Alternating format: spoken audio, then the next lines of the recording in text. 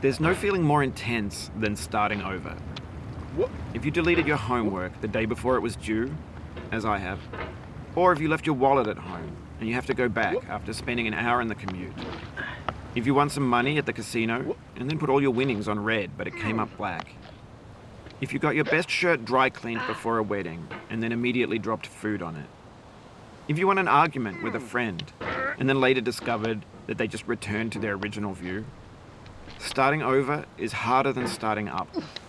If you're not ready for that, like if you've already had a bad day, then what you're about to go through might be too much. Feel free to go away and come back. I'll be here. Alright, thanks for coming with me on this trip. I'll understand if you have to take a break at any point. Just find a safe place to stop and quit the game. And don't worry, I'll save your progress, always, even your mistakes. This game is a homage to a free game that came out in 2002, titled Sexy Hiking. The author of that game was Jazuo, a mysterious Czech designer who was known at the time as the father of B games. And B games are rough assemblages of found objects. Designers slap them together very quickly and freely, and they're often too rough and unfriendly to gain much of a following. They're built more for the joy of building them than as polished products.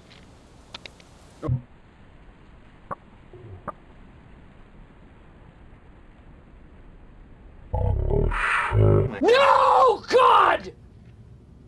No, God, please, no! No! In a way, Sexy Hiking is the perfect embodiment of a B game. It's built almost entirely out of found and recycled parts, and it's one of the most unusual and unfriendly games of its time. In it, your task is simply to drag yourself up a mountain with a hammer. And that act of climbing, in the digital world or in real life, has certain essential properties that give the game its flavor. No amount of forward progress is guaranteed. Some cliffs are too sheer or too slippery, and the player is constantly, unremittingly in danger of falling and losing everything.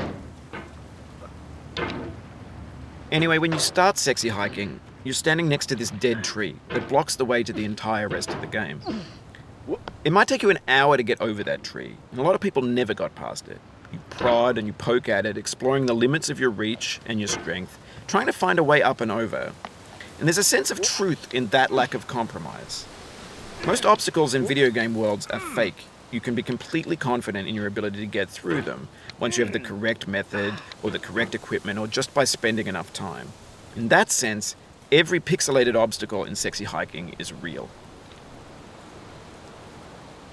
The obstacles in Sexy Hiking are unyielding, and that makes the game uniquely frustrating.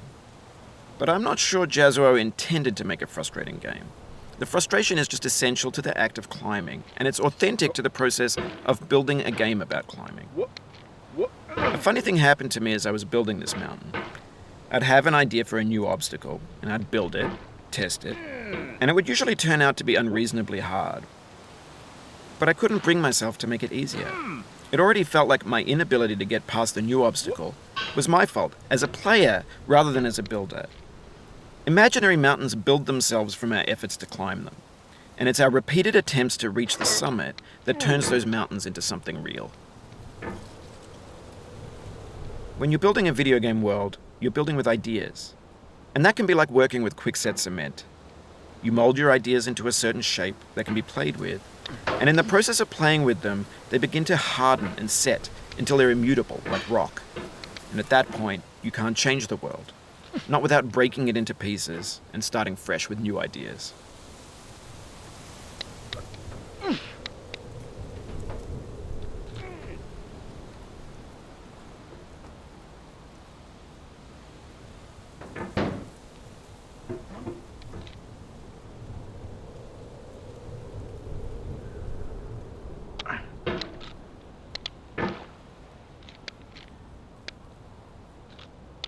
For years now, people have been predicting that games would soon be made out of prefabricated objects, bought in a store and assembled into a world. And for the most part, that hasn't happened, because the objects in the stores are trash. I don't mean they look bad or that they're badly made. although a lot of them are. I mean they're trash in the way that food becomes trash as soon as you put it in the sink.